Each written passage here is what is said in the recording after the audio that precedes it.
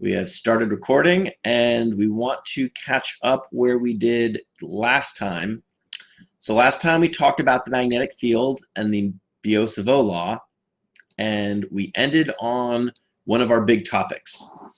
And I wanted to end here because it's good, even though you can videotape it, to sort of see it and maybe cover it just a little bit differently.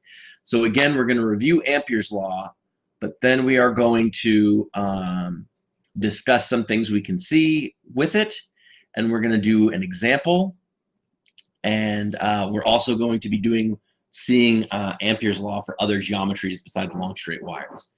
So that will be what we do tonight. Okay. Now, Ampere's law states here that the closed line integral, right, of B dot ds is equal to mu naught times I enclosed. Now, I enclosed can be deceptively simple, right? Sometimes it can be as simple as, hold on, let me do a different color. It can be as simple as I enclosed is a number, in which case the problems are very easy. But you can also have I equals some triple integral of a volumetric current density, right? We'll call it, I don't know, some current density, have some symbol like, I'm keep having trouble thinking of one. But it could be some density of current. It can be a volume integral, and anything in between. All right. So don't take this I part for granted. These can get pretty ugly pretty quick. So the trick here is to look at this closed surface part, just like we did this loop in the closed circuit integral. Says that we can surround currents with an Amperean loop. All right. You'll notice it's not a surface integral; it's an Amperean loop. And then you only have to look at the currents inside. That was all that will contribute to the magnetic field from those currents around this Amperean loop. Okay. Now, obviously, you have an arbitrary loop in this picture, but you know, much like everything else, if you can pick a very easy path to quantify, you will be better off, right? So you want to keep that in mind. You will need to use a right-hand rule.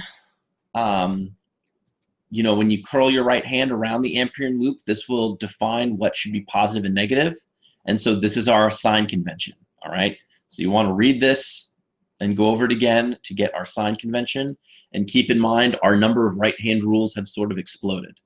So we want to keep track of them with context and not some of the confusion I noticed from last time, and to be quite frank, from other courses teaching this over and over, is a lot of people say the right-hand rule is one thing. It's this and that's it. And then they say, well, it can't be this because it's something else. You know, it can't, you know, current is always my thumb, so it can't be my forefinger. But you have to look at the context in which it applies and what you're looking for. You know, you have to be flexible. The days of rigid rules that always work, or of context across fields, is over. So you'll have to, you know, be able to recognize that context, apply the right-hand rule correctly, and to come up with directions. Okay. So let's go forward and see what else we saw here. We were able to see for a long straight wire, Ampere's law became very easy when the current was enclosed, and we just made a circular path, and that gave us very quickly the magnetic field outside a long straight wire. Now, much like with the electric field, we'd expect the magnetic field at the center of the wire to be 0, and you can set up a fractional bit for inside a wire to get this inside a straight wire expression. I'll let you guys play with that. If you're struggling with how to do it, go back and look up how to do it for a long straight wire. We're going to do something similar but different. We're going to do something that looks like a coax wire, so it gets rid of the term here, but it's a much more involved example. And I want to head to that now. What did you mean when explaining the difference between Gauss's law I believe it's something about 1 being linear. Well, right. So in Gauss's law, right? In Gauss's law, we had a surface integral, E dot dA. All right? And we're going to find that this was equal to Q over epsilon naught. And we are going to be dealing with magnetic flux, but we'll find that when we have, and I need to emphasize that this closed surface thing is not a throwaway. In a closed surface, you do have Gauss's law for magnetic fields, but it's trivial in that it's always equal to 0. Now, you can certainly look at flux through part of a magnetic field and have it not be 0.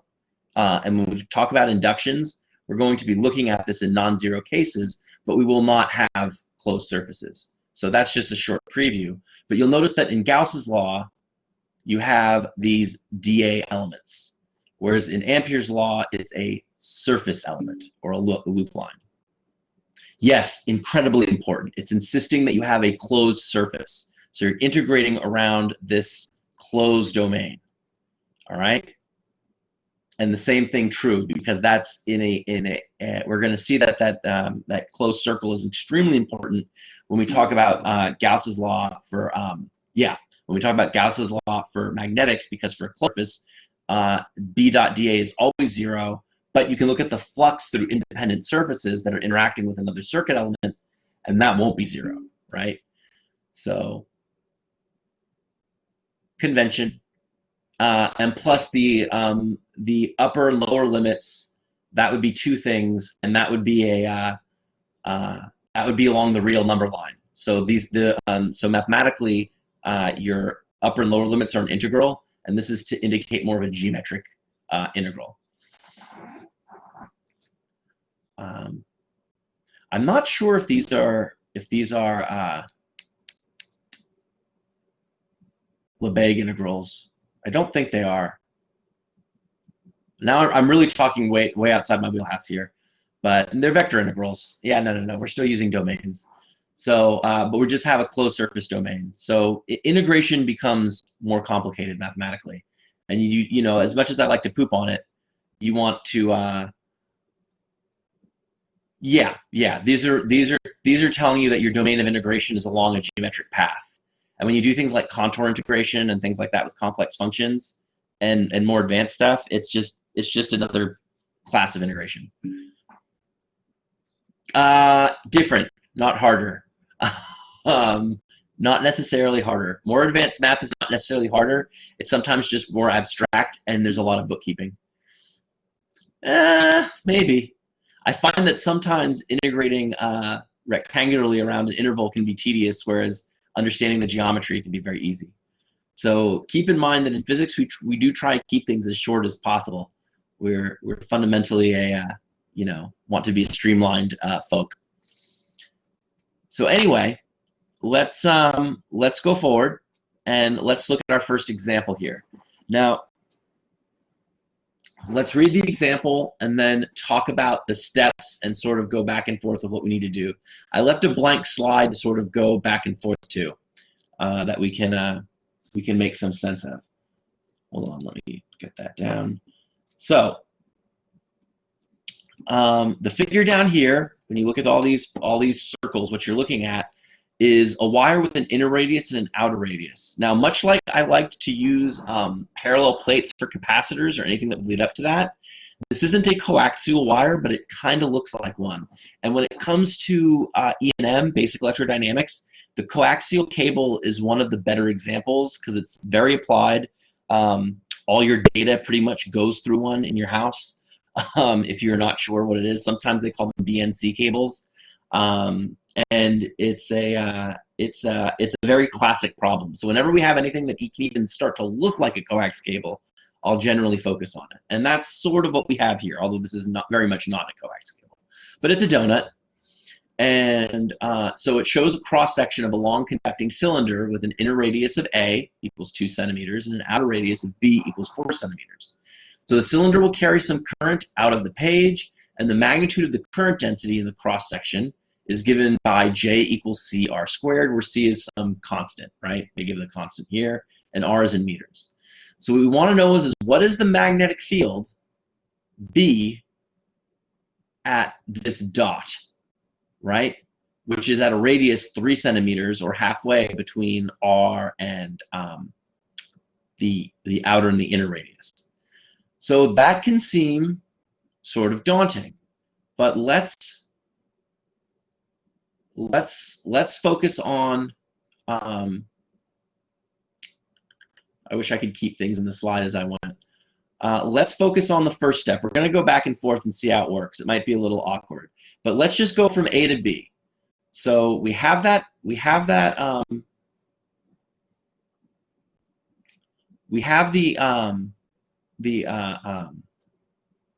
I'm still thinking of better ways to do this.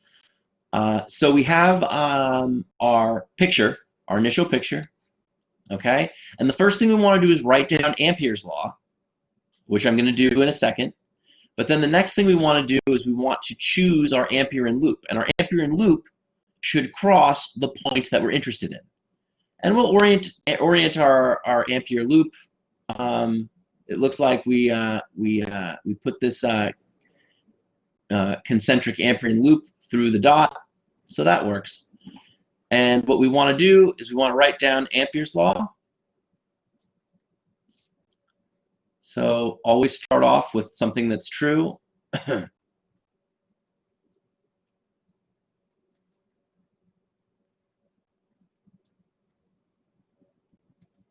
Mu naught I enclosed.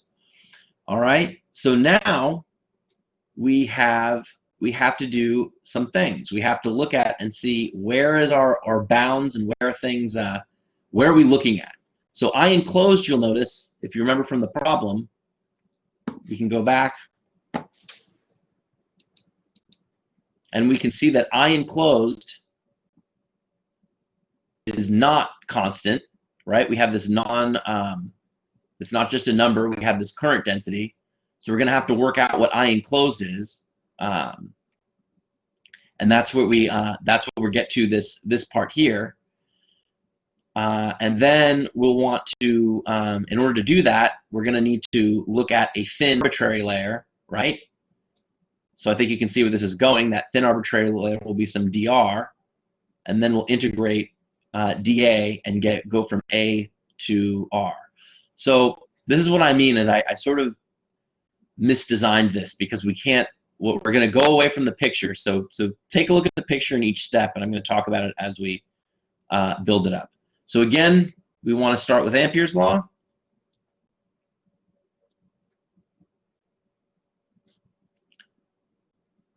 The integral of B dot ds is going to equal mu naught I enclosed.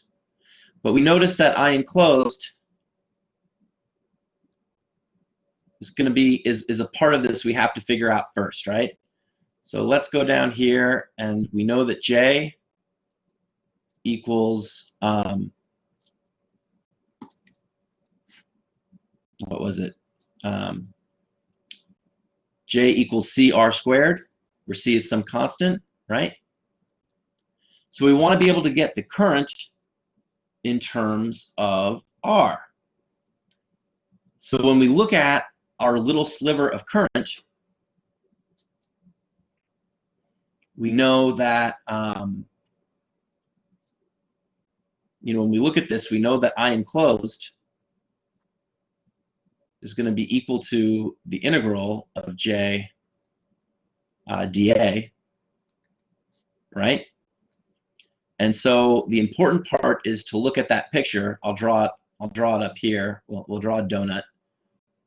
Actually, let me do it this way. That's not going to work. Let's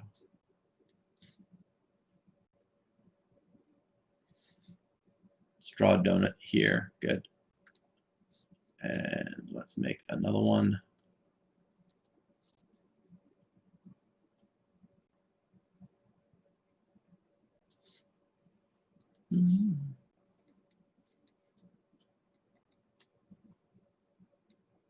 All right, this will help us a little bit. We need at least one picture to refer to, otherwise this is going to get too out of control. So basically what we want to do is our red will constantly be our part there, but we want to look at our area, right? So we want to create a thin arbitrary amount here. This is going to be our dA, right? And so when we look at that area, we can see that this integral will become, this will be the integral of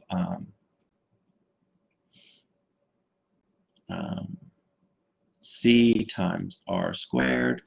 And now we have to figure out dA, right? So if we have a little bit of dA, we know that, we know that that to look at dA, it's going to be a little bit of tiny circle, right? So an arbitrary small circumference times r, right? And then we'll multiply that by the width times dr. Now, if you don't believe me here, you might be saying, well, that's pretty weird. Why would you think that? Well, let's do a little bit of integrating here. So claim, this must be correct, and let's look at a circle. So just pick an arbitrary circle, and we want to look at the area of the circle, right? So if we know that the area of the circle can be done the same way, my claim is that if this is true, when I integrate the area, I should get, when I integrate dA, that should just give me the formula for the area of a circle. And you'll notice here that when I take that integral, when I integrate this part to get A, integrate both sides, I get 2 pi r squared over 2, or pi r squared. So it works, but that's essentially what we're looking at here. So you have a little tiny bit of circle. That's how you build up a differential area. You have this little tiny bit of circle here at some differential radius, and that's where you get your dA. So looking at this, I'm going to clear some of this out. So I hope the dA part is convincing. But we don't need it. Actually, you know what? It's going to be easier to just rewrite everything. So let's rewrite what we know for I enclosed. I enclosed is going to be equal to the integral of c r squared times 2 pi r dr. This is going to equal c times the integral of 2 pi times r cubed dr. This is a manageable integral, but we don't want to lose track of what we're doing. We want to keep our eye on the prize, which is that Ampere's law, b dot ds equals u naught I enclosed. Okay, so now we're almost done here. We have to remember that with our circle, we're going from that, let's draw that again though.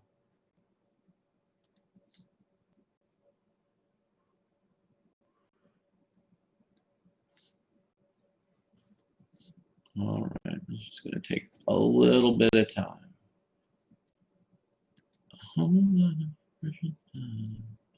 It's going to take patience time.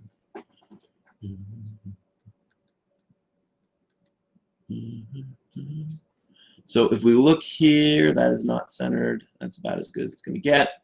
So if we look here, we want to integrate from our inner radius right here, which we've defined as A. We want to integrate to some arbitrary point that's halfway in between. Well, it's not arbitrary. We want to integrate to the point right here in between.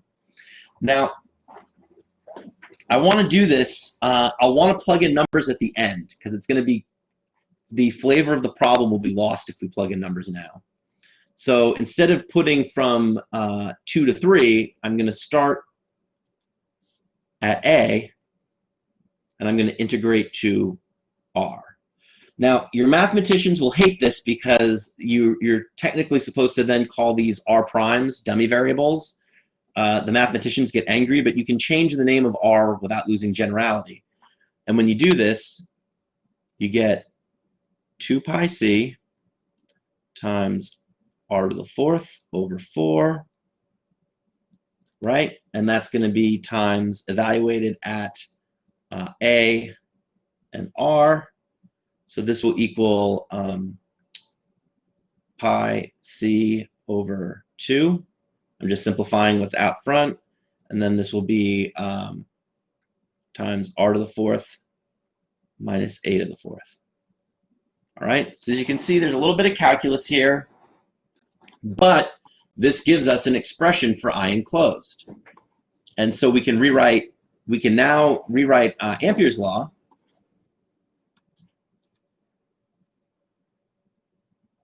right, as the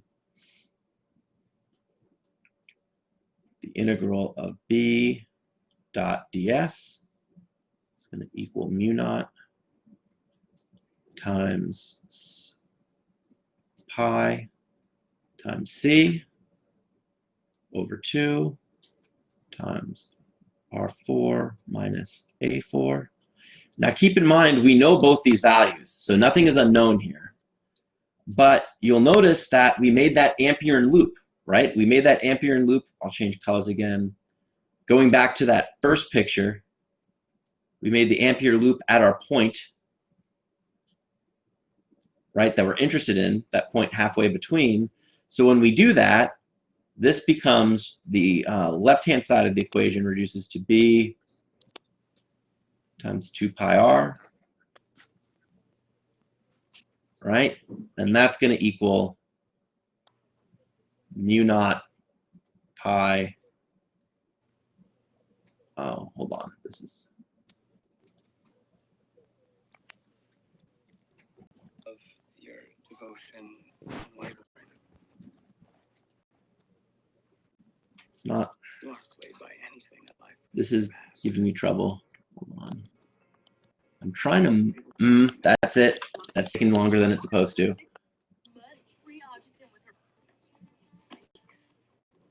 I hear talking in the background. Could you silence your microphone, please? All right, I gotta go. You guys are gonna hate me more than you already do. No, we don't. I've got. Circle of trust. Hold on. How do I do that? My mom knew Mark Sloan, the one who died. They like dated. All right. So, okay. So, mu naught pi, we're just rewriting stuff now, times c over 2 times r to the 4th minus a to the 4th. And all you have to do is solve for b, and I'll write the answer up here. B equals, you'll notice some things cancel here. Mainly the pi's cancel. I'm not going to cancel one of those r's, that's just too much. But we have here that b equals mu naught c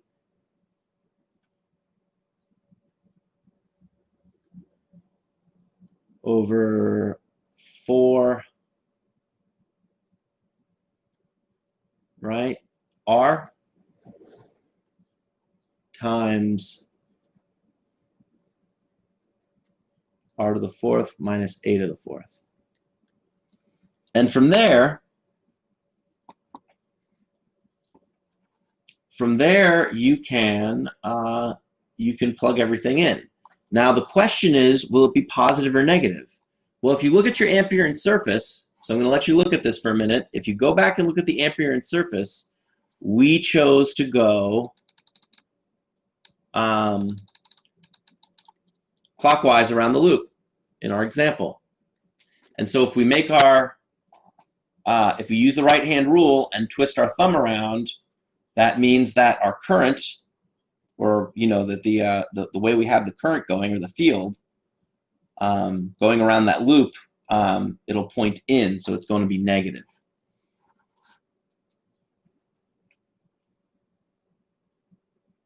All right. So just be careful there.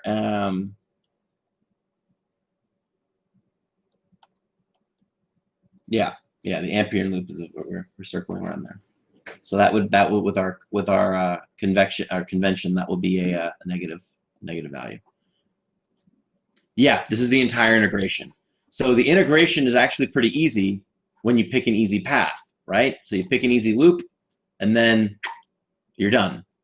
That's this integration. The I enclosed needed this second integration.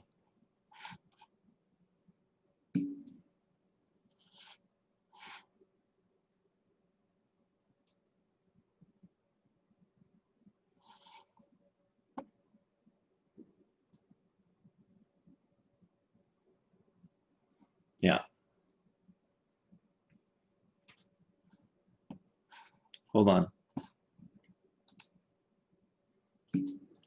Basically, what makes an easy loop is any shape that you can easily evaluate the path, right? So circle's an easy one. If you can make a circle, if you can enclose your circle, your path or your currents in something like BDS or your fields, whatever you're looking at, you can you can just get that 2 pi r and easily evaluate this integral. So basically, it's not that you want no 90. You don't want intermediate angles basically between b and ds. That's when things get tough. But as long as you can pick an easy path, that'll always where that dot product will always give you a nice value of 1. You'll be fine. And you're going to see in most cases we're going to pick circular paths. Actually, I think for almost all of them, all the examples we do, when they're straight, it'll be obvious too. So you're pretty much either going to be doing rectangular. Yeah, I'll run through it real quick again. You're either going to be doing rectangular paths or circular paths. But if we look here to solve the initial problem, right, we want to know the magnetic. We have this a cross section of current, right? And so the way we've chosen our magnetic, our Ampere loop will be associated with a negative current. Okay. So that's where, so in the end, when you read this example, they're going to stick a minus sign in there. So everything will be kind of off by a minus, but that's where when you look at this in the end, I'll put the minus sign here. The minus sign out front is from the right-hand rule. That's the first thing in the final answer. But before we get to the final answer, we got to run through everything. So there's 3 steps to get to our boxed answer. Okay, the first step is to write down Ampere's law and sort of assess the situation. So we write down Ampere's law, and we look at our picture, and we can see that we don't have a simple current density, right? I enclosed is not simple.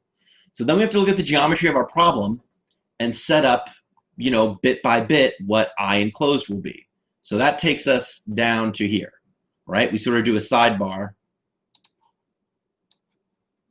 We do a sidebar at the bottom, on the bottom frame, where we look at I enclosed. So we have our J term, our current density, and then we just build up the differential area of a circle. So you take a super thin piece of circumference, right? So every circumference will always be 2 pi r, no matter where it is. And then if it's an arbitrary thickness, its thickness will be dr. And that's where you get this part of that integral from. And then, so all you've recognized here is that I enclosed is equal to the integral of J dA. And that's all we've done here. We plugged in J, and we plugged in, we developed an expression for dA here. All right? And then this is now a calculus 1 problem, right? You factor out all the constant stuff, and you go from your inner radius out to your arbitrary radius, right? And that gives you an expression for any enclosed current between the inner radius and the outer radius of this donut, okay, or of the cylinder.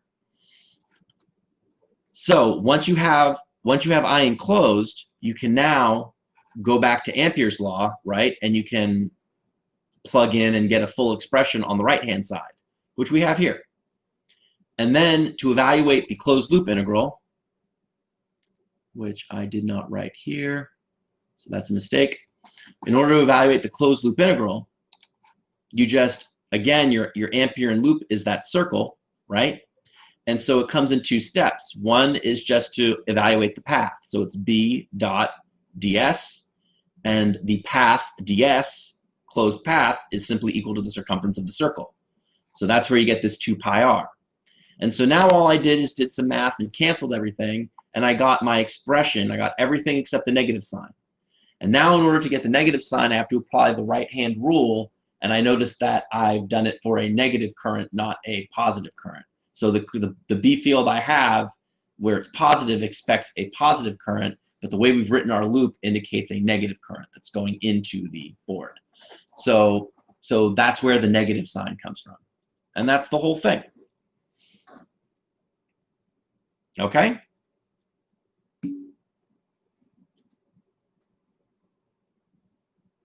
Yeah, it's B equals minus mu naught times C over 4R times R to the 4th power minus A to the 4th power. The negative, so when we did all this work down here, right, and we get this B, we were assuming we'd have a positive current, but the ampere in direction of our loop indicates the current is actually negative. So because of the direction we chose, we have to put that minus sign in there to stick with our convention. All right, so the negative is the final step, and that comes from analyzing your ampere in loop with the right-hand rule. And that indicates that your current is going into the screen, not out of the screen. Okay? If the current's flowing the other way, you just negate the answer. You have to realize that these signs give you context. And so that's all we've done really here. Okay. So going on, we now want to apply Ampere's law to solenoids and toroids. All right? And so it'll be a little less intense. So a solenoid is sort of this long coil thing with many, many turns around it with these wires. All right? And we're going to introduce two new quantities as we talk about magnetic properties. One is the number of turns in a coil. All right, so that will be given by a capital N. That's just the straight up number of turns. So to get N, number of turns.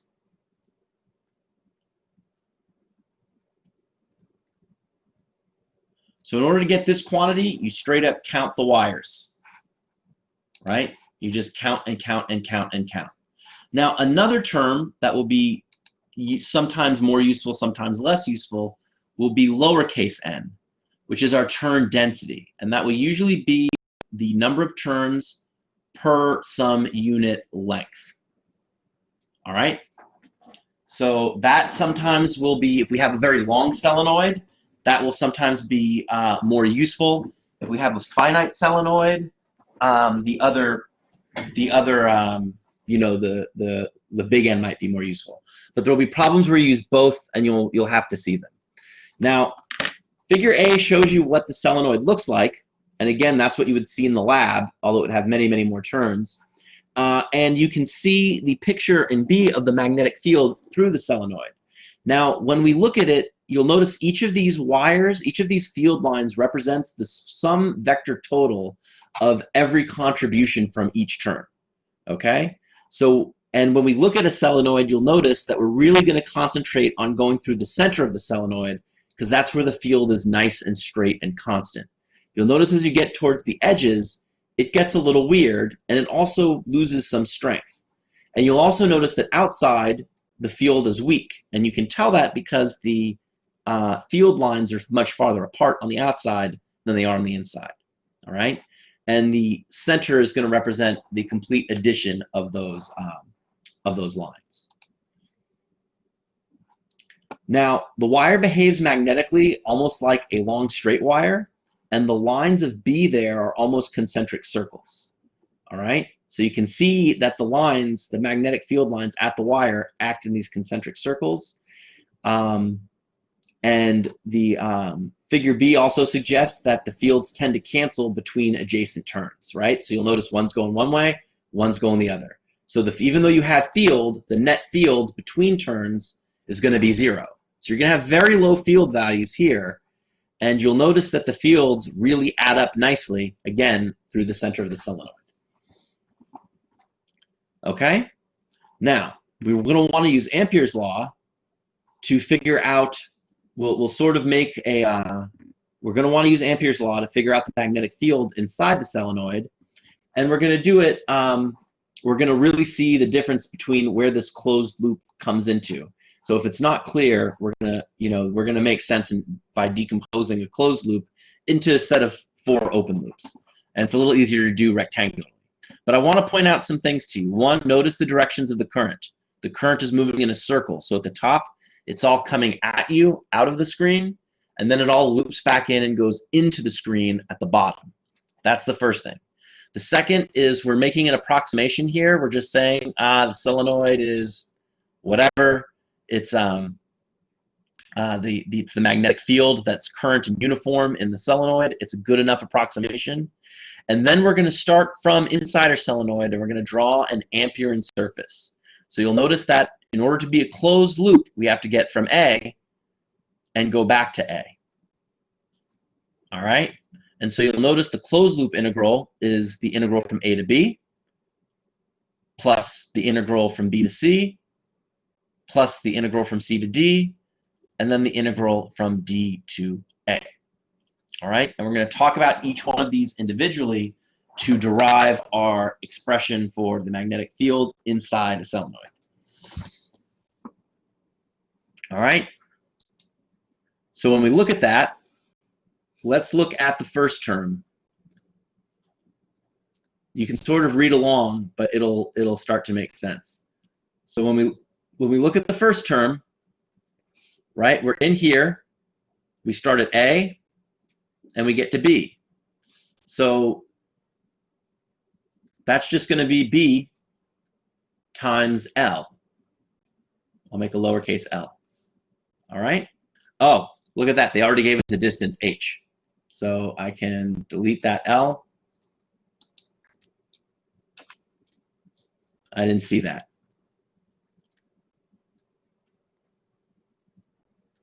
Why did I write that with an H? In the problem of the solenoid, they've already defined the length from point A to B as H, right? That's a distance. H is an arbitrary length of segment, and they tell you that here. Okay? So we have one term. Now, if you look at B to C, what is the angle between the path, ds, and the magnetic field?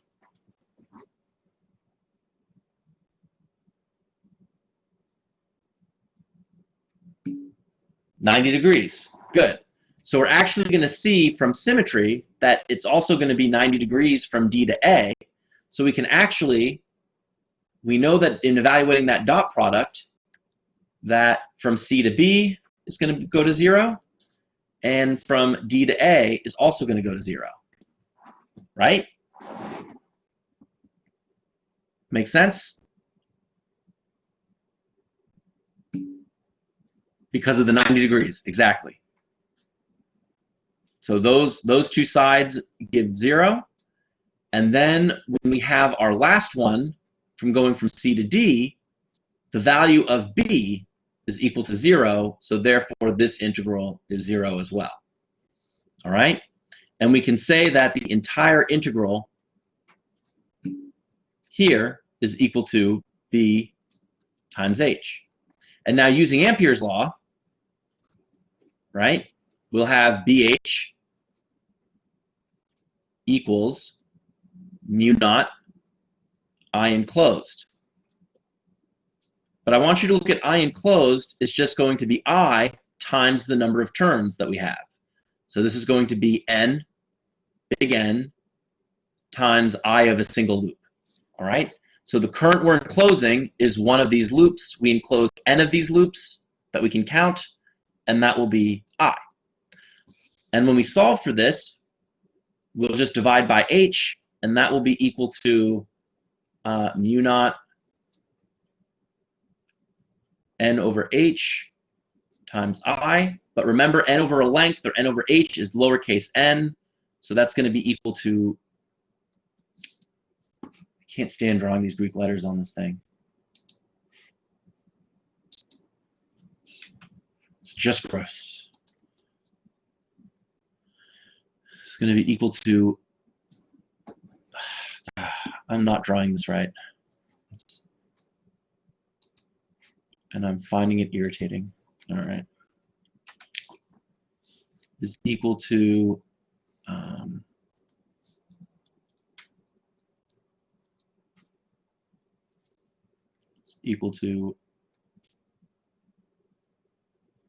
mu naught lowercase n times the current. All right? And as you can see, that's exactly what we get here for an ideal solenoid. Okay? But following Ampere's law and this closed path integration, you can see where the result comes from.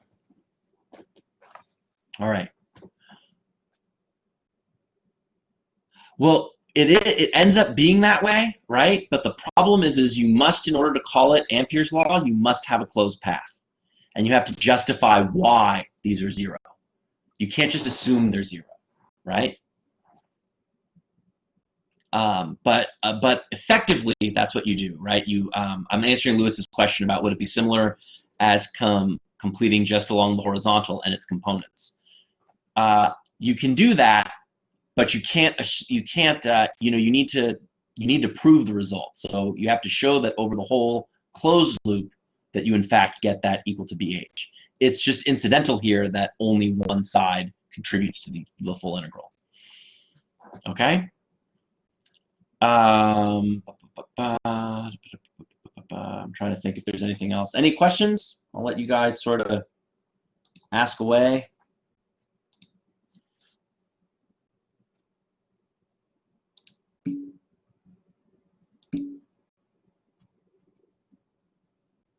So next to the mu is the mu naught, right? So remember from Ampere's law, it's mu naught. The whole constant is one thing.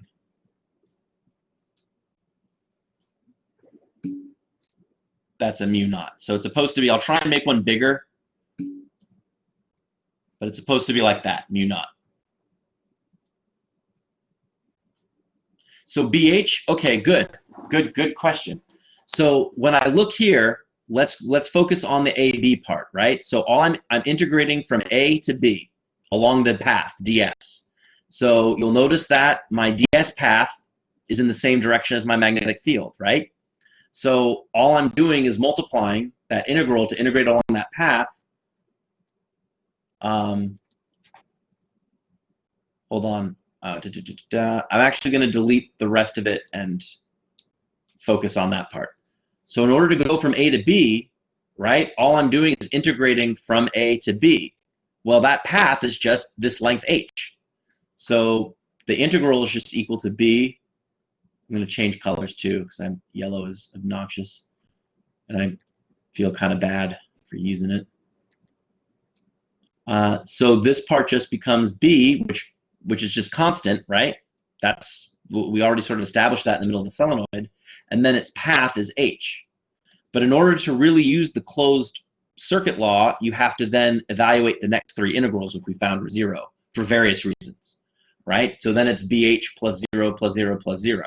But basically you have a magnetic field B along this part, this path H, and then that's it. That's all you have to do. Again, the vector integrals are a little, you know, they're a different operation, I guess one could say, than you're doing. When they look, I mean, it's the same operation, right? Because basically what you're saying is you have something constant and you're integrating just along a straight line path. So even if you did that in Calc 1, you'd essentially come up with that path, right? If you're integrating along the, you know, say you have a function, a constant from here to here, from any arbitrary point, the integral and say that's x, say that we're going to call that, we're just going to call that distance x, right? So this any little part would be dx. So you're just integrating along this interval, right? And then you get the path, or delta x, or whatever. It's the same as Calc 1 to evaluate the integral, but you're just setting it up and you're just integrating along these 4 different paths. So that's really all that's happening there. It's not. It's sort of a it's a easy problem that's dressed up really in a complicated way. Another very good question: why is the path from C to D 0? So from C to D, remember the magnetic field is only inside the solenoid, right? Right here. There is no solenoid, or at least we saw that the field was much, much weaker and is effectively 0 outside the solenoid. All right? So because there's no magnetic field here, when you go here, you're integrating 0 dot ds. Doesn't matter what the direction is at this point. It's just 0. And in fact, as you make more and more tighter solenoids, you actually do find that the field is 0. It's good enough to call it 0. You know, it's not something you can make use of a lot. Okay? Good. Good. Very good. All right. Oh, wouldn't there be some sort of value for some of the bath that goes through D to A or B to C? No, remember the field here at the wire is 0. Everything kind of cancels out. You have a lot of stuff canceling out. So really, the only part of strength, the only part of the field that's really going to contribute in a meaningful way is this inside part. All right.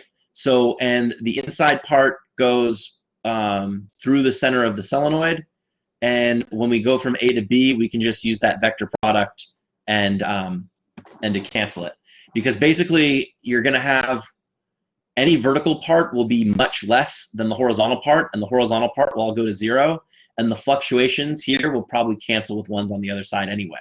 So if you did any loop you made with vertical fluctuations, you'd have to do it on the other side, and due to symmetry, you can just get rid of those. No, if you penetrate in here, as long as it won't. The only thing is as soon as you shorten it, if you shorten it enough, then you get to 0 field, right? So you want to be well within an arbitrary length inside the solenoid and outside the solenoid. Won't make a difference. Cool.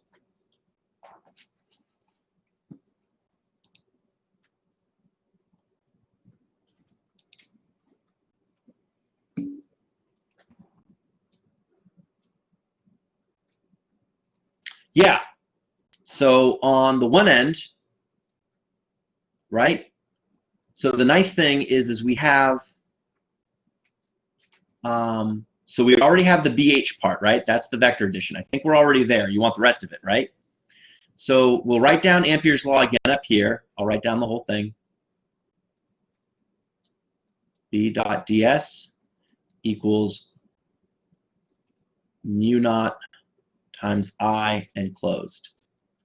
So we want to look at the enclosed current in here, and you'll notice that we have each loop will have the same current, right? So in order to look at I enclosed, all we have to do is we still have mu naught, and we just have to count the number of turns and multiply it by the current for one turn, which we'll just call I. All right? So because we know that we have BH on one side, and on the other side we have mu naught times N times I. That's really obnoxious that that N went all the way down there.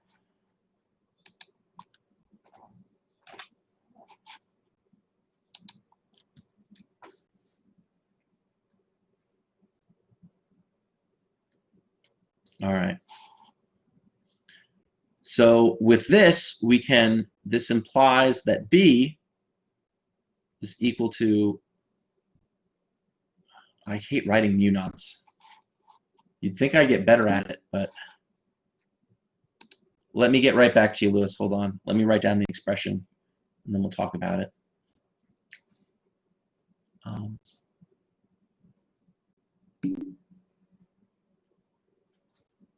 Mu naught n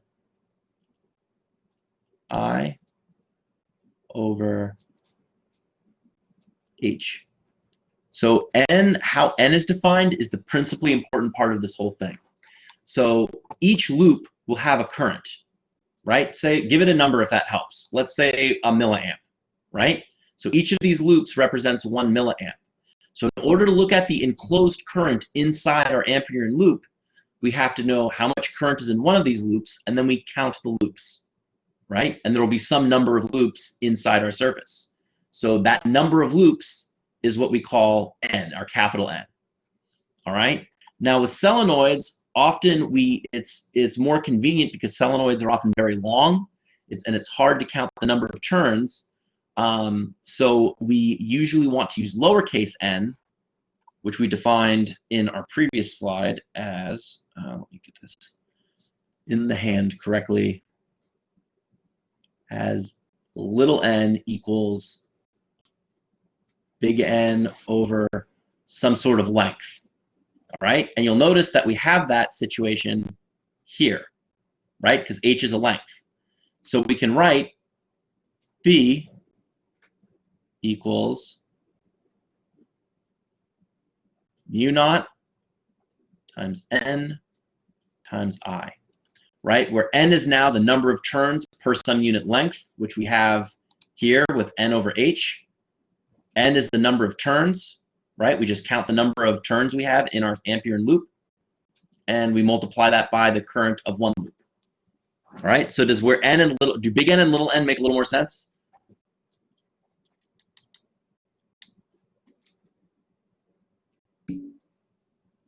Good. All right. Okay, so let's move on to the solenoid's more finite cousin, the toroid. Now, when it comes to toroids are pretty interesting because when we define them, they're finite. So instead of being interested in the loop, in the number of turns per length, because they close in on each other, you can.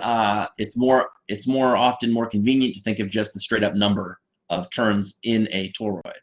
Now with the toroid, you notice one way to think of it is to get a solenoid and just sort of wrap it in on itself, right? And so we see a toroid, it looks like a donut, so I of course think it's amazing because it just reminds me of food. And we get this, you could also think of it like jewelry if you like jewelry or bracelets. So we want to do the same question, right? We want to know what magnetic field B is set up inside the toroid. So you can see that we have our magnetic field going around, and we have our currents, and we'll make our Ampere loop, which you'll notice again is we're going back to a circle for our Ampere loop. All right? So when we do this, we want to start with Ampere's law.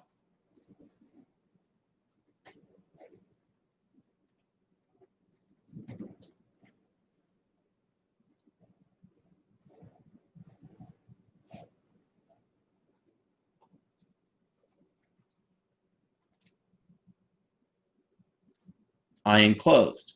So now what we have to do is we have to figure out the B dot ds part and that closed integral, and the mu naught I enclosed part. I'll put n enclosed. So the enclosed is pretty easy, right? The Ampere loop encloses all of these inner wires, and it'll give you, for each inner wire, there has to be an outer wire. So I enclosed is just going to be equal to the number of turns times I. That's it, right? There's a finite number of turns, and then if you know the current through one of them, you can multiply it by that number of turns, and you have your I enclosed. And if you notice, our Ampere loop works just like it did in our original example, right, when we did Ampere's law. So we're going to find that this is easy to do on the other side, and we can see by putting our enclosed current, we get this left side becomes pretty easy, and we just have that circular Ampere loop. And so evaluating the closed loop integral is also pretty straightforward. And then you just solve for B, right? And when you solve for B, you get that much prettier equation. I am that tired of writing mu naughts. I've completely intended to sort of write it and go through it, but writing mu naught has irritated me that much that I'm just going to circle and point it out. All right? So in contrast to the situation for a solenoid, B is not constant over the cross-section of the toroid. So you'll notice that this B, right, it's going to depend on the radius that you are. So B will not be constant as you go from one end of the toroid to the other, all right, or you go inside the donut. So you have to be careful there where your R is in the toroid. So those are two very commonly used devices in magnetics, and you'll probably have some problems on them. Sometimes I don't assign them because they're just so easy. Like if you look at the examples, we're pretty much doing 90% of almost all the examples for these two shapes just by doing the magnetic field, and you can sort of just plug and play at this point, to tell you the truth, for most of the toroids and solenoids. It makes it easy. What I want to caution you against is it's actually easy to the point of using just these equations for the magnetic field that you might forget Ampere's law is a thing. Don't forget Ampere's law is a thing. Ampere's law is what gets you to these magnetic fields, and then once you have the magnetic field, you're just plugging in numbers. All right? So with that, it's about 6:48. Why don't we take our break? It's a good place to take a break. So we'll come back around 7, a little after 7, okay? And we'll hopefully wrap up this chapter. That's the goal. And get a little bit into chapter 28, which would be a strong finish to the week. So I'm going to go away for a little bit and get some water, and I'll be back probably around 7, and then we'll get going a few minutes after, okay?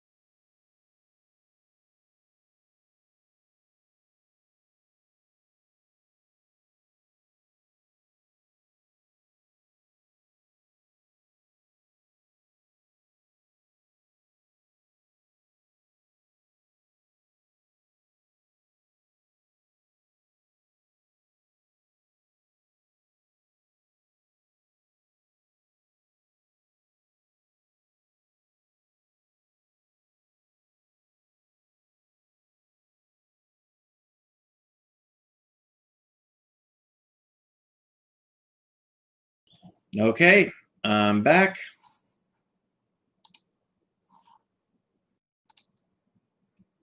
Get the video going.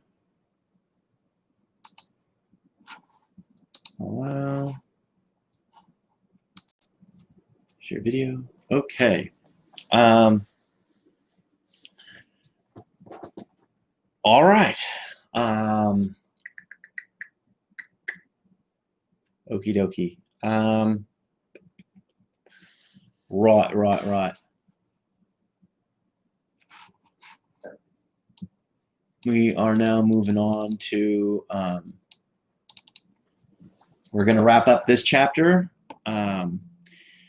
So the last thing to really cover is a magnetic dipole, but this I'm going to leave for you to really look at in the book and prove yourself, because it's pretty similar to the electric dipole as far as proving the expression here. So I encourage you to read that and work it out, and to identify the similarities and differences in the magnetic dipole, magnetic field versus the electric field for a electric dipole.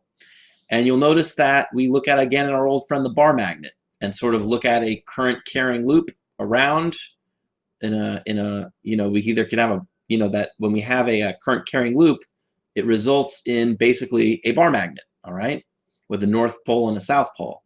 And we will again want to evaluate that field along some axis above the dipole. And you'll notice you get a dipole moment, right? And it's over z cubed. All right. So so you can look at that and deal with that one on your own. I do want to move on to induction, though. So that is what we are going to do.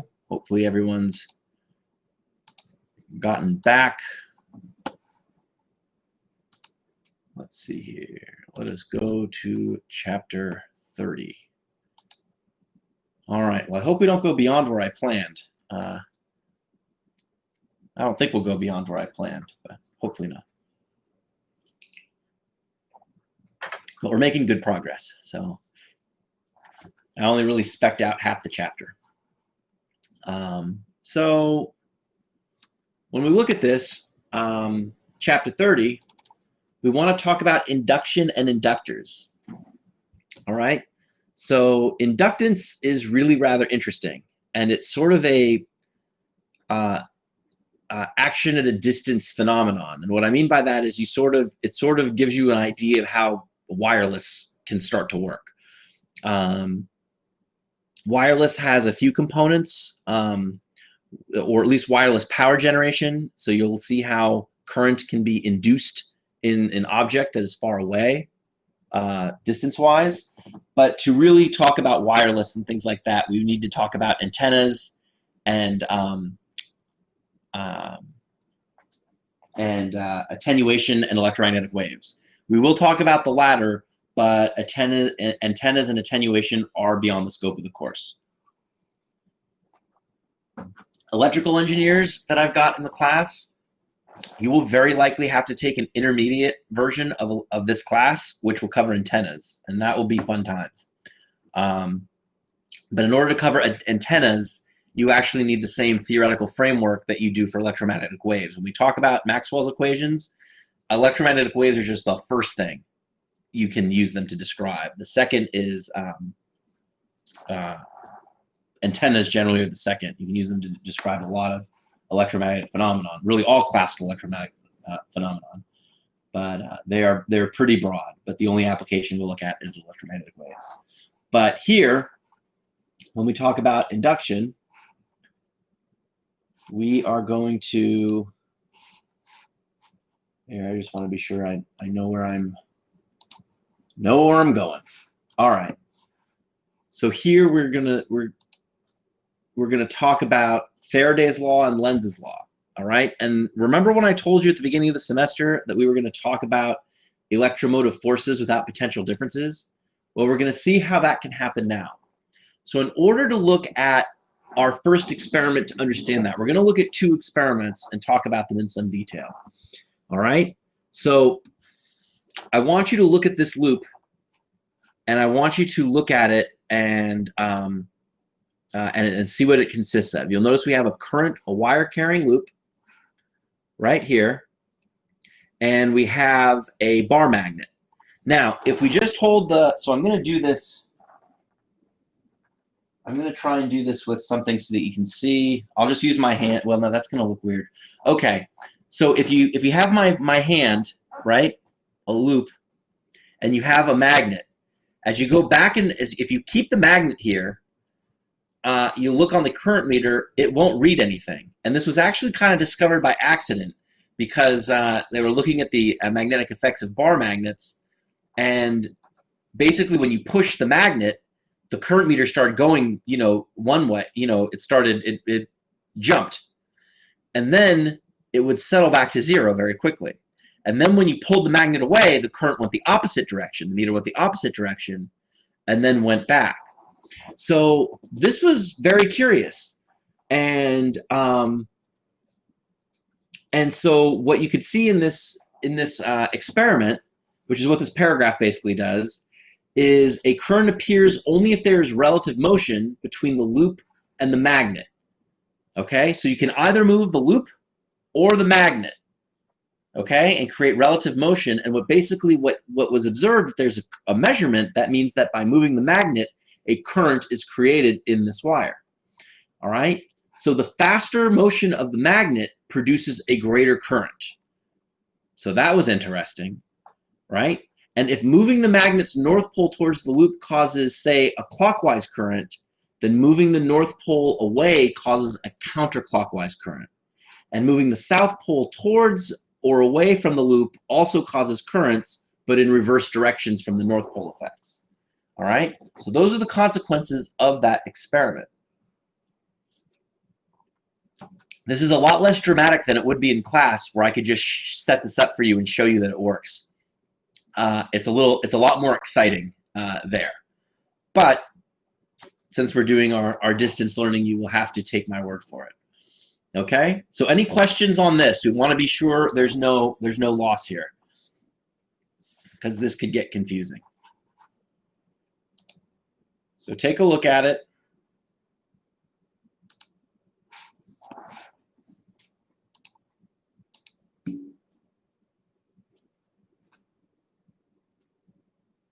Right, if you look at the current loop, there's no battery connected to it, just a meter. And so that's the interesting part. You take out all the batteries, it's just a wire. You move the magnet back and forth, and you get the current that's induced in the loop.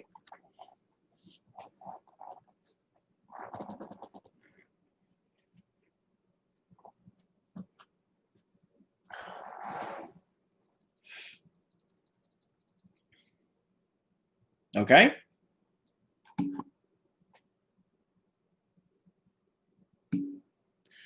No, this current is electrical. If you can put a current meter here and measure a current, that is an electrical current.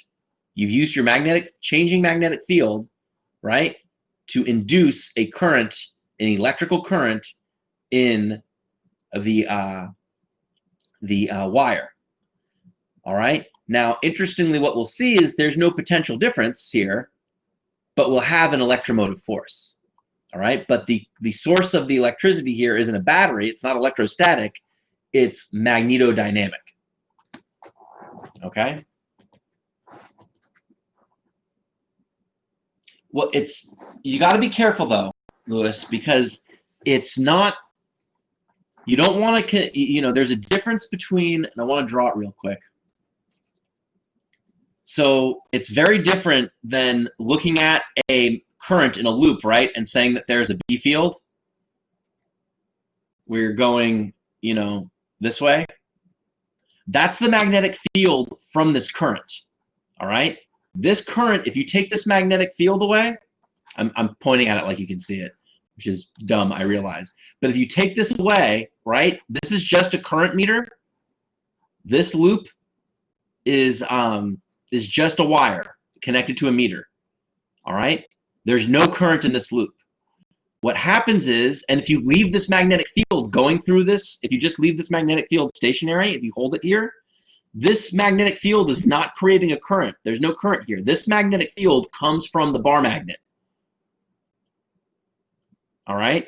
So if you just leave it stationary, there's nothing here. There's nothing doing. This meter reads 0. However, when you move the magnet back and forth, or when you change the field in here, it creates a current in the loop. All right? So this is a separate current. It's different from this situation. Okay? This magnetic field is a property, is associated with the current, right? They're kind of one and the same. This magnetic field is the source, sort of like a battery. It's a source of electromotive force of a current in this wire system. What do you mean, where is the electric field? Where's the electric field? So basically, that's one way to look at it, is you induce an electric field in the wire. So the electric field, just like before, is in the same direction as the current.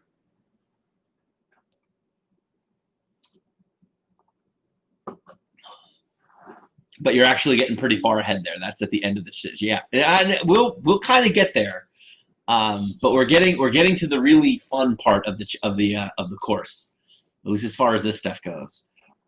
But you will have to look at the difference between these two setups here. Okay, so this is a separate circuit. This is just here, right? And when you have a magnetic field going here, there is no current inside here. The field comes from the magnet, the bar magnet, and then when we move the current or the loop, a new field is induced, which creates a current that creates a measurable current in this circuit. I think our second experiment might clear this up a little, because instead of having a bar magnet for our second experiment, we're going to actually have, see, this is chapter 29 and 28. Right? When we're looking about magnets, this is what you're looking at. This is what I drew, right? So when you close the switch, you'll have a battery. That battery is going to set up a current in the circuit, and that circuit, that current here, the current that goes around the loop is going to have a magnetic field. Okay? That's our chapter 28, 27, 28, 29 stuff. What's new with chapter 30 is that when we set up a magnetic field, again, after that magnetic field is set up, there's not going to be anything happening here with this meter.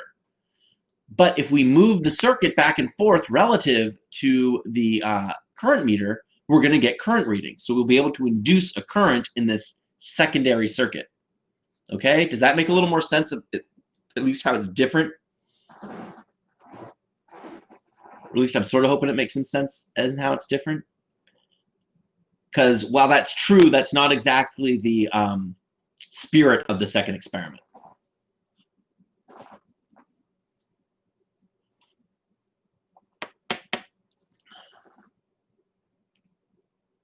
No? No? Maybe?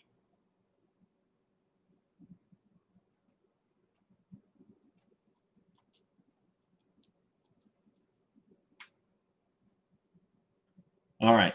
Well, I'll kind. So here, a current is only induced for the split second that now Daniel, you're going on to what the spirit of the second experiment. So the spirit of the second experiment is that when you close the switch, just as a current is building up, you get a measurement induced here in this current meter, and then once you open the switch, that's the real gist of this, what we call our second experiment for Faraday's law. But what I wanted to point out is, when I was reading Lewis's question, I got the feeling he thought that this was just a regular, simple previous chapter experiment, when it's different. This is the previous chapter part. Then this is the new stuff, inducing a secondary current here. So you have your primary current, and then you have your secondary current. They're two different currents. Okay? That's what I was hoping to make clear. I'm not sure that I did. And now I've got a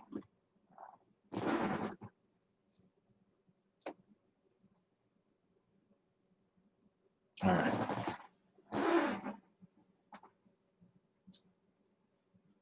Just want to clean my screen. It's getting out of hand. Okay. All right. So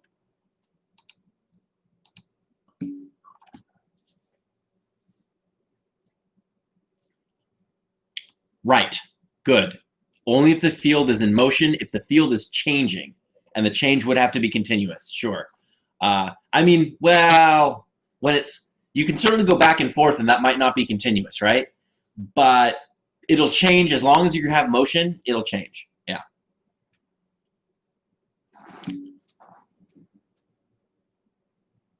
So again, in our second experiment, right, we have the two loops close together, and to get the spirit of this second experiment, it's when we open the switch and close the switch that we notice the change in the current, right? So right now there's no current flowing. You close the switch, a current starts to build up. As that current builds up, you get a reading on this meter. But after a very short time, you get into equilibrium, and the current here goes away, right? So it has a current, but then as soon as this current becomes steady state, this goes back. And then if you open the switch again, right, it can, as the current decreases, you'll induce a current, and it'll go actually the other way, in the opposite direction. And you'll see that as the current decreases going down, you'll get there, but then eventually, as that gets to a steady state of 0, your current here will then go back to 0. Okay? Oh no, I was doing dry cloth cleaning. I wasn't doing wet cloth cleaning.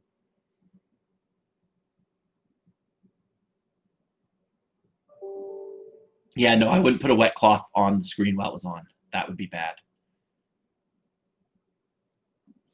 It was definitely dry.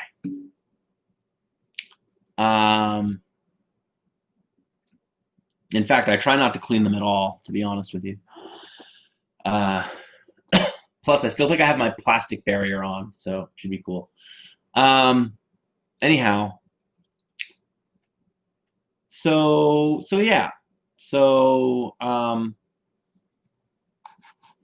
what we want to do is we want to read this paragraph to get an idea of the consequences. When we get an induced current from an induced electromagnetic force, only when the current in the right-hand loop is charging, either turning on or turning off, and not when it is constant, even if it's large. The induced EMF and induced current in these experiments are apparently caused when something changes. But what is that something that Faraday knew? So let's take a look, and we will look at Faraday's law of induction. Okay? So in order to get Faraday's law of induction, we'll look at magnetic flux. And you'll notice that when we calculate magnetic flux, or the field per area, we do not have a closed integral. We very much do not have a closed integral. This is what I was talking about. You're only looking at one part of the field. You're not looking at it go back into its, the field will go in a circle, in a loop, right? You're only looking at a cross-sectional area that the field pierces. It's not a closed surface. All right? Where the integral is taken over the area. The SI unit for magnetic flux is a Weber, where a Weber is 1 Tesla per meter. I got that.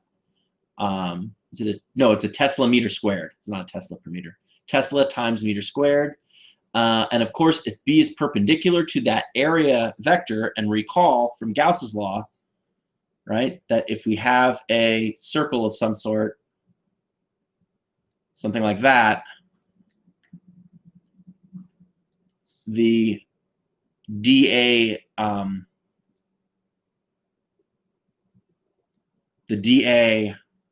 vector will be perpendicular to the surface. Okay, so recall that this is what the dA vector would look like. So if B is going through the loop as well and is parallel, then your magnetic flux through just that area, again, not closed area, is going to equal the magnetic field times the area. All right, and generally it should be this easy to look for flux when we're trying to look for it in the class. Okay, now we'll want to come back to this, but we need to know what flux is, because we need it in order to look at Faraday's law. So again, one way to look at the field, because we can also shrink the area to get those changes as well, but we can see that the magnitude of the EMF induced in this conducting loop is equal to the rate at which the magnetic flux through the loop changes with time. And you'll notice there's a minus sign here, and that's to show, this is sort of to show Lenz's law. So this we're sort of combining Faraday's law of induction. So Faraday just made the observation that the EMF is proportional to d phi dt, the time rate of change of the magnetic field flux. Lenz added the minus sign and created the equality. Okay, so this is really a Faraday-Lenz's law. What Faraday tells us is that the magnitude of the EMF, right, we could get rid of this proportional to, is equal to the magnitude of the change in flux with respect to t.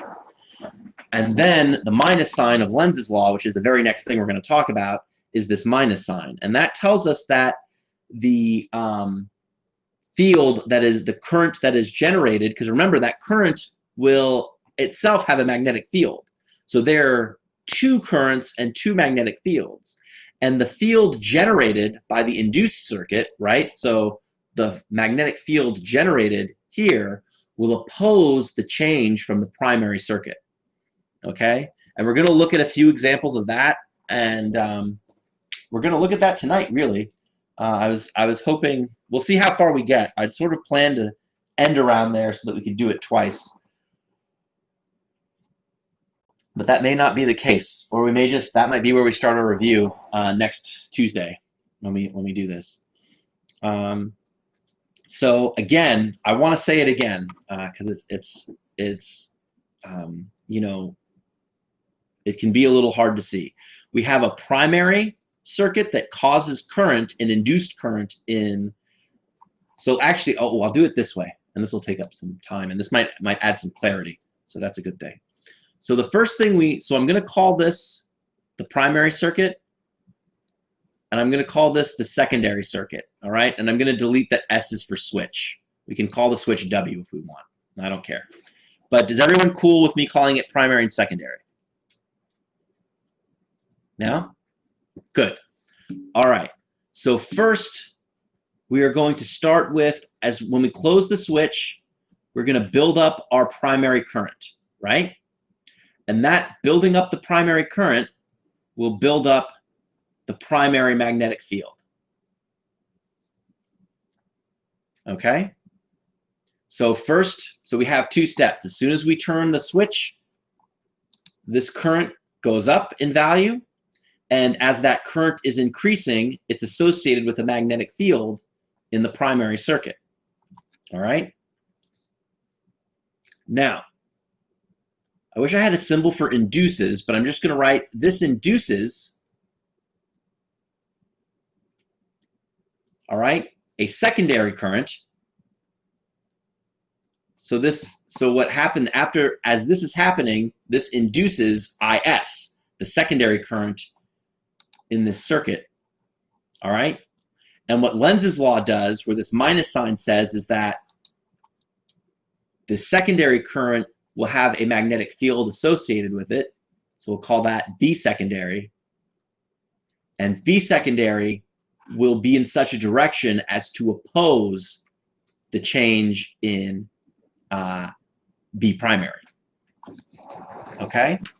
So that little analysis might be something you want to look at going forward.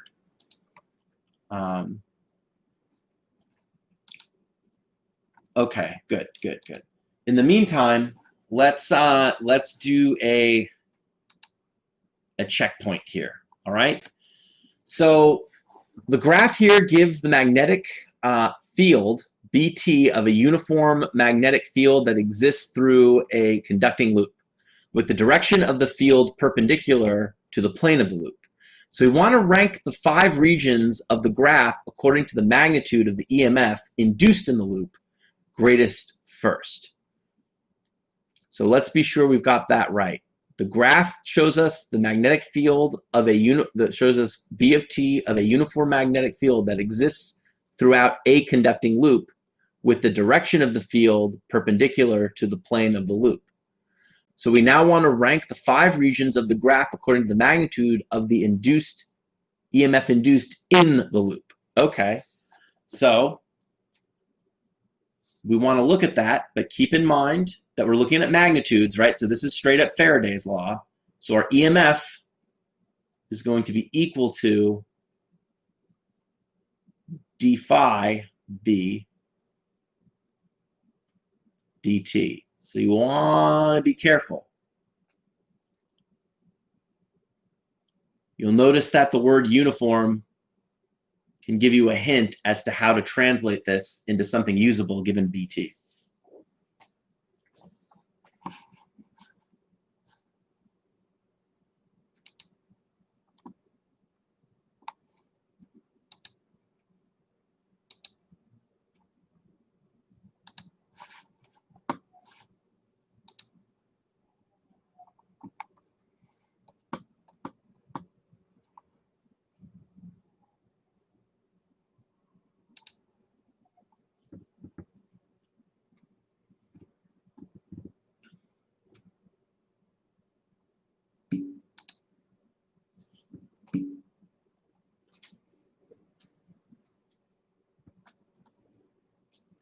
All right, well, let's take a look.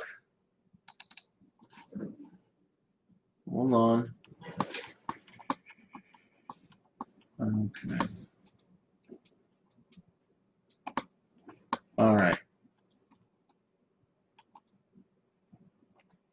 Okay, so, well, either way, let's take a look and let's make this make sense. So remember that in the current situation, phi b is equal to b times a, and because it's a uniform magnetic field that exists throughout a conducting loop, and the loop itself is uniform, we can write this as that this equals a dB dt,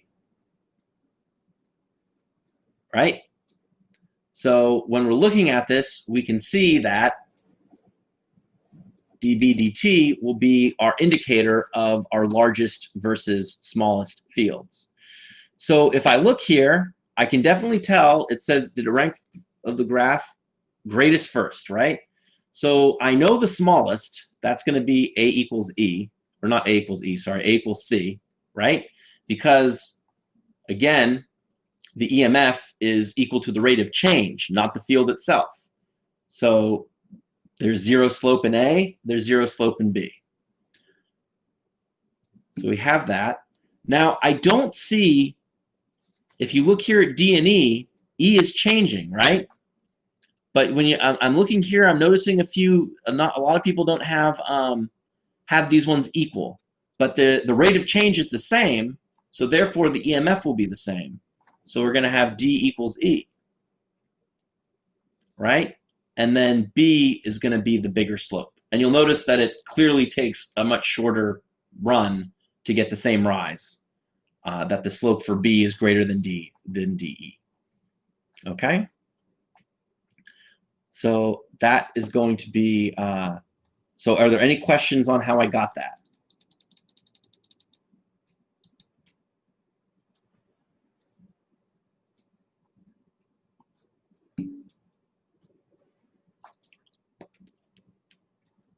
Yes.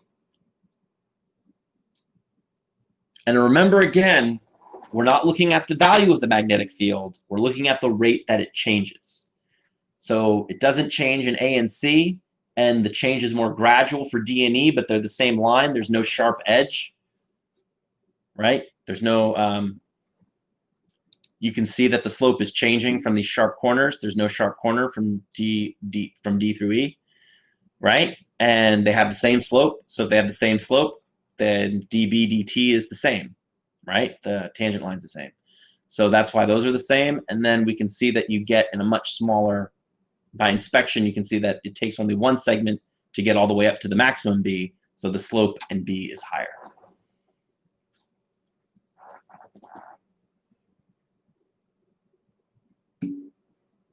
Okay, good. So now I think I'm hoping this is where our example problem is where we stop for the night. So I want to give you some time to work on it. So I want you guys to work on it for about 10 minutes. Actually, yeah, 5 or 6 minutes. I'm going to go over it, but I want to see if any questions come up. And then if you're shy, it's no worries. What we'll do is we'll start going over it now, and then we'll sort of recap. And if we don't finish it tonight, we'll start on Tuesday. Although I think we'll finish it if we start going over it at like 7:43 or so. So yeah, so like 10 minutes. And then you can figure out where you couldn't get started or what you thought made sense or didn't make sense. So I want you to go and take a look here. Just keep in mind a few things. I'll write down some pertinent equations. So remember that for a solenoid, right, we know that B is equal to mu naught times N, that's turns per length, times the current of one turn. So we know that from a solenoid, no need to redo it. And we know that the magnetic flux, phi B, is defined as the integral of the surface integral, not the closed surface integral, B dot dA. And we also know that what we're looking for, because it asks you, it gives you all this stuff, right? It wants to know the magnitude of the EMF that is induced in the coil C while the current in the coil is charging. All right? So we know that what we want is going to be equal to d phi B over dt. All right? So that should give us some steps of the things we need. We know that what we want depends on the magnetic flux, right? And we know that that flux depends on the magnetic field, and hopefully the magnetic field for the solenoid will help. Okay?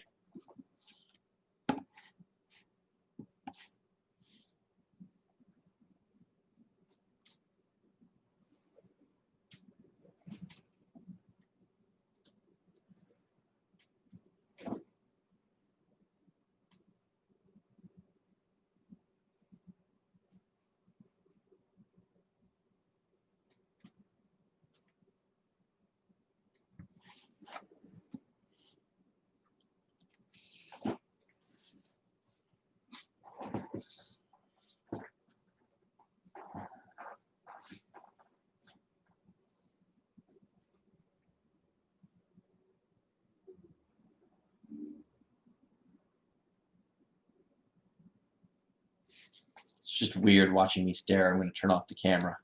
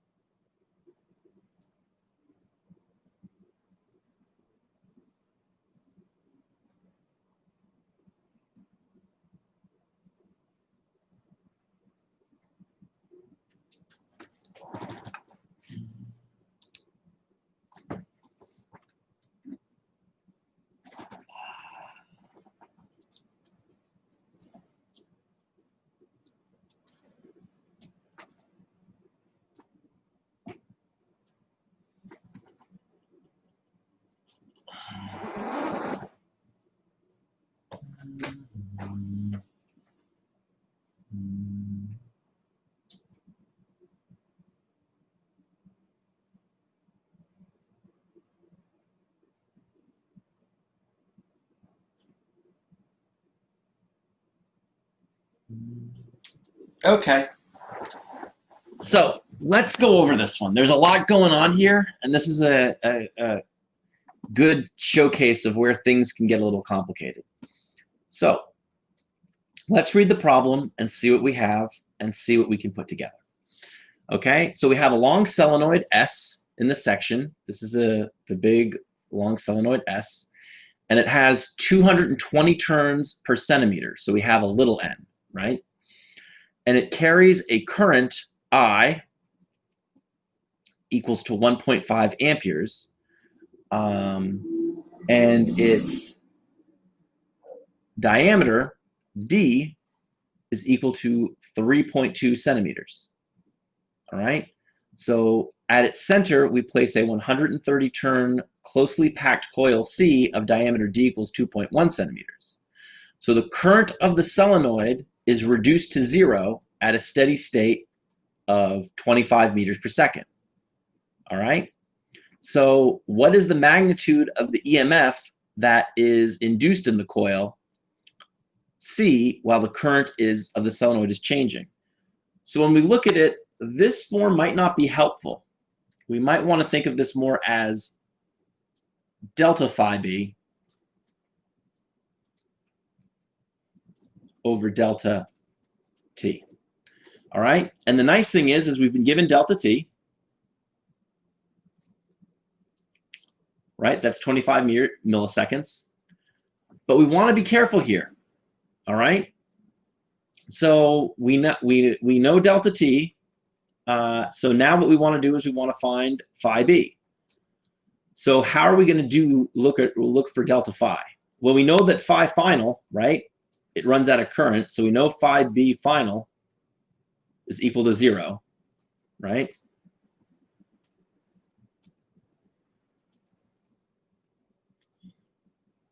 But we'll need to find the initial flux when the current's fully running. So in order to do that, we want to look at our equation for flux.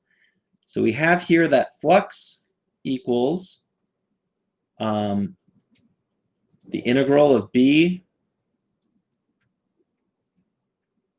dot dA, and because we have our field will be perpendicular to our, or not perpendicular, parallel. Remember, the magnetic field in the solenoid is going to go along the center here, and dA is going to be the dA for these circular sections of the solenoid, so those two vectors will be perpendicular, and this can reduce to B times A. Now we're talking about a solenoid, so this will be equal to mu naught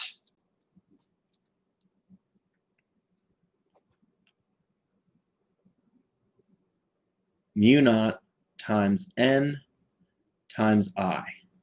Now this is where things get a little tricky. N was given in turns per centimeter, but the units for mu naught will be in, that were given when we use the value of the constant, are in meters, kilograms, seconds, in that unit. So we have to look for N. In order to use N and plug something in, we have to look for N in turns per meter. But that's not hard. If there's 220 turns in 1 centimeter and there are 100 centimeters in a meter, all you have to do is multiply this number by 100, right? Times 100, and you get N is equal to 22,000 turns per meter. So you want to be sure you do that and you don't mess it up and plug it in. You got to be, the first thing you got to do is be very careful with your units. The second part is, now you've got mu naught, right? Now you have N in a way that makes sense, and you have hold on, times A. Forgot that. So you have mu naught, you have N, and you have I is 1.5 amps, and you know that the area, the diameter of the solenoid is 1.2 centimeters, so you can figure out the area from the diameter or the radius. You just have that, and that will give you A. So this is all just a number now. And if you calculate the number, the correct number, I'm not going to write in all the numbers, but if you get all the numbers correct, you should get 1.44 times 10 to the minus 5 Webers, which is our unit for flux, our magnetic flux, rather. All right? So this will be the initial flux, right? This will be phi B initial. So we have I believe it's 4 pi times 10 to the minus 7th. But as always with constants, you can look that one up in a book. So as always, we'll look here. We'll look at our flux, and we can arrive at this part, delta B and delta T now, because we were given delta T, and now we can look at the delta flux. All right, and we're only interested in magnitudes, so when you plug that in, you'll be able to find that delta phi B over delta T, and again, here's your original value. You have 0, right? You have 0, your final, minus your initial value, over your 25 milliseconds, which is given. So that will give you a delta phi dB equal to 5.76 times 10 to the minus 4 volts. Okay? But now, remember, we're only interested in magnitudes. So I'm just going to write that here, the magnitude, because it's actually, when you do the math correctly, it is a negative number. But we don't care because we're only looking at the magnitude. So now we're interested only in this coil. So what we've discovered here is that this is the epsilon, right? As we looked at in our previous examples and written everything, this is the electromotive force for one loop. We have 130 turns in this one loop, or in this, not in this one loop. We have 130 turns in this structure. Hey, it's not participating.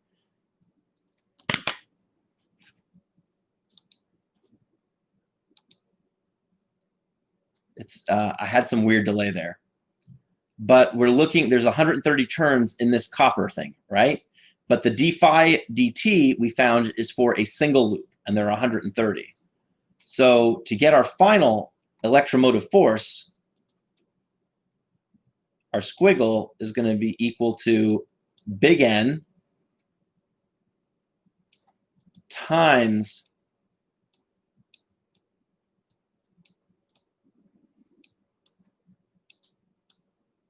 delta phi B over